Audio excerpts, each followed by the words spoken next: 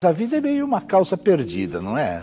Eu acho que a vida é uma dádiva, é um presente que nós recebemos de Deus para viver.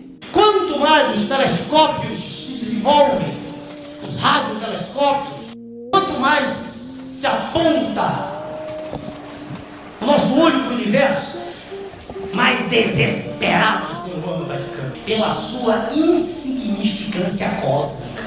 Eu acho que você chega num universo que tem bilhões de estrelas, tudo funcionando a tempo e a hora, não tem engarrafamento, cada um está na sua órbita. E você assumir que você chegou numa estrutura dessa, do micro ao macro, tudo organizado, e você dizer, bom, ninguém fez isso foi geração espontânea, eu, na minha concepção, não consigo conceber. O DNA ele é fantástico, tá? Para falar um pouquinho, só um pouquinho sobre o DNA, eu vou pontuar duas coisas.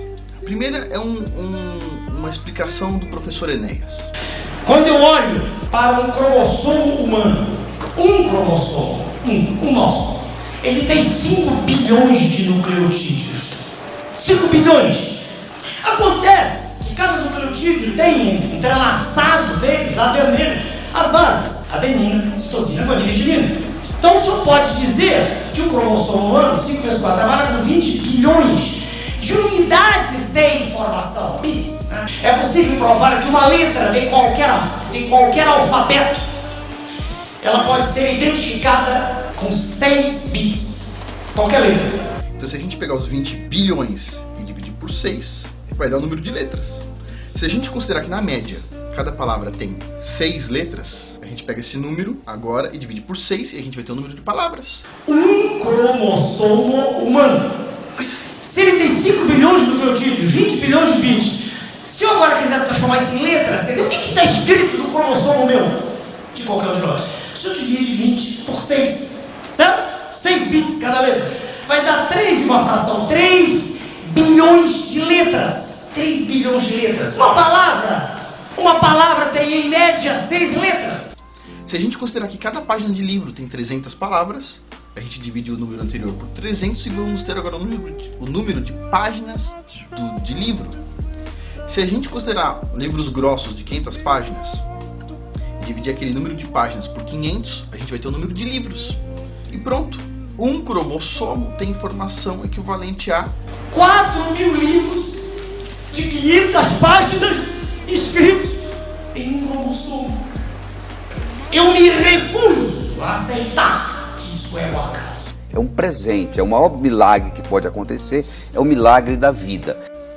Então, o mais interessante é que, bom, o ser humano ele não tem um cromossomo, ele tem 46.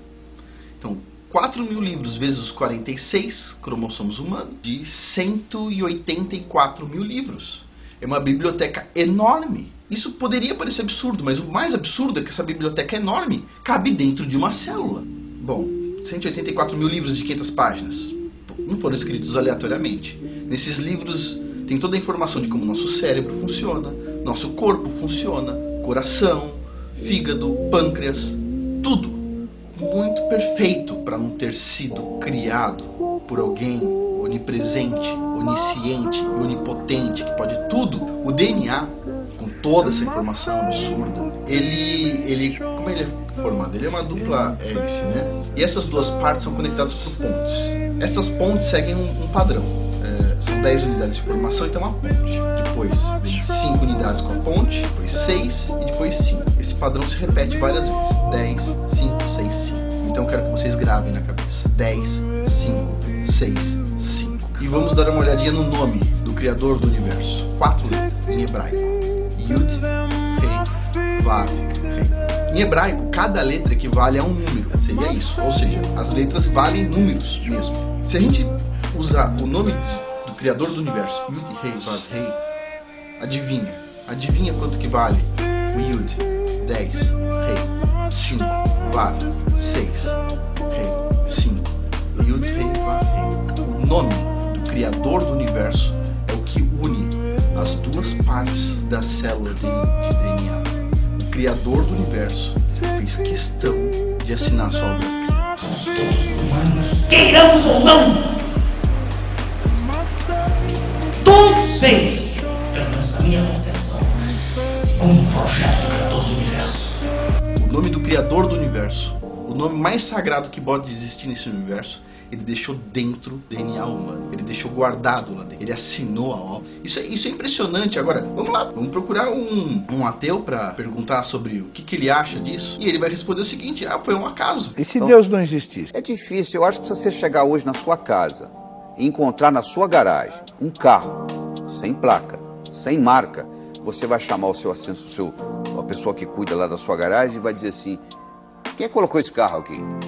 Agora, vamos pegar um matemático, um estatístico, e vamos perguntar para ele qual que é a probabilidade de ter sido o acaso. Isso é fácil para o matemático calcular. E adivinha qual a resposta? É praticamente zero. Eu tenho o direito de lhes dizer que eu creio numa força extraordinária, que eu não consigo entender, não tenho nem pretensão de entender, estou longe demais para entender, mas eu creio nisso. Zero. É impossível. Como é que pode? O pessoal lá, vamos supor que o pessoal inventou a história da Bíblia. E de repente eles já conheciam o DNA e colocaram o nome do Criador do Universo como o que eles tinham visto dentro do DNA.